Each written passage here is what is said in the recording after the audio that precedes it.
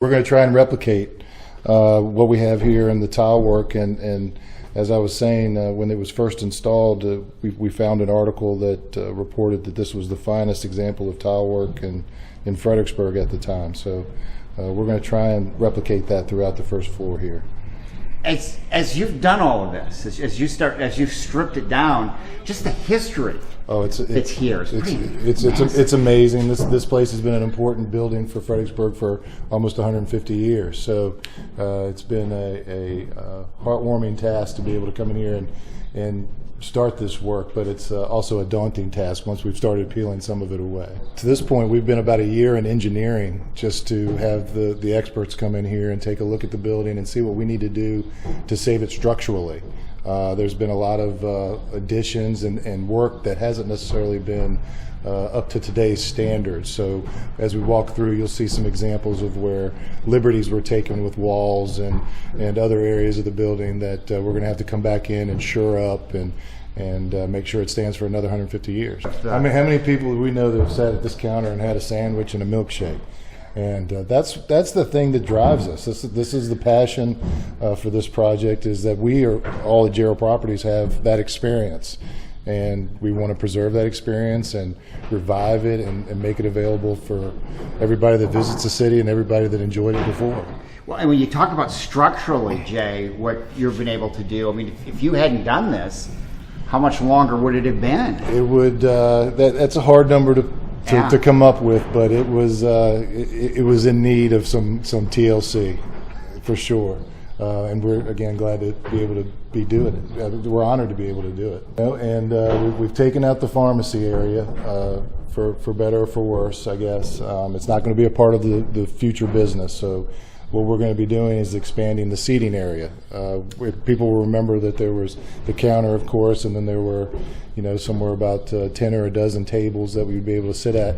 Then you had the pharmacy that started, and so you had pharmaceuticals and you had tourist knickknacks and things of that nature, and then the actual pharmacy itself. And so we're trying to expand the ability to come in here and enjoy a sandwich and milkshake, and anticipate doing some of the touristy stuff as well to provide the trinkets and knickknacks that people like. So that's what we expect to see in here. What you might notice is the floor. It's part of one of the things that we're dealing with is how it rises and then it kind of falls. It's interesting because as we get back in the back, it actually matches up with the street level. But one of the issues we're dealing with is this first floor. This area has been of downtown has been prone to floods. So there were two major floods. I believe 1947 was the last one, and we'll be able to see downstairs a marking of where the level of the flood reached.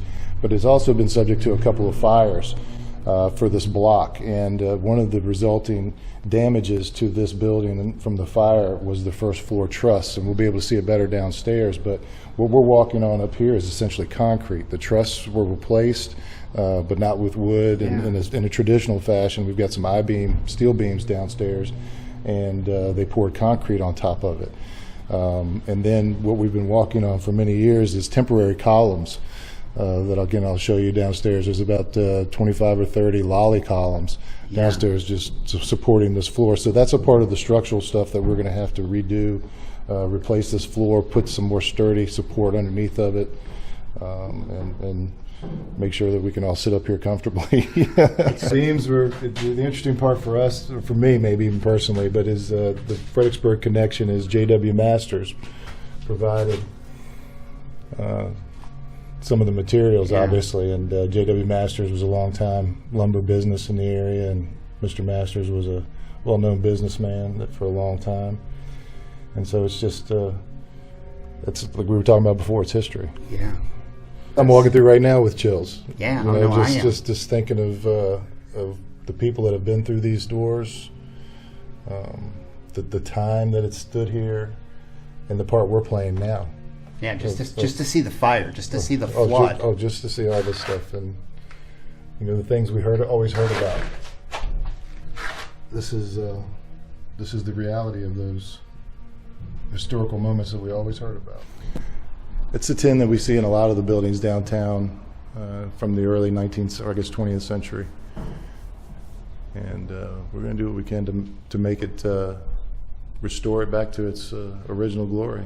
It's a project based on memories. It's a project on the experience we had growing up in Fredericksburg, and I guess at this point growing old in Fredericksburg, but wanting to share it and make sure that others that have moved here, have come to visit, get to have that old soda fountain experience that was just unique about Goolick and downtown Fredericksburg.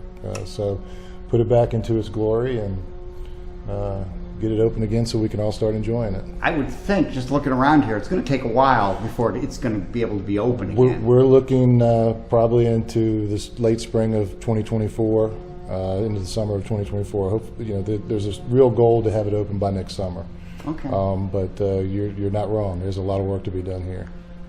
It's fascinating, and you described it to me as a time capsule, and that's exactly what this is. No, as we took the layers off, we revealed history and periods in time of Fredericksburg that have long gone by, but we're sitting here today looking at it and pondering what it must have been like back then. Yeah.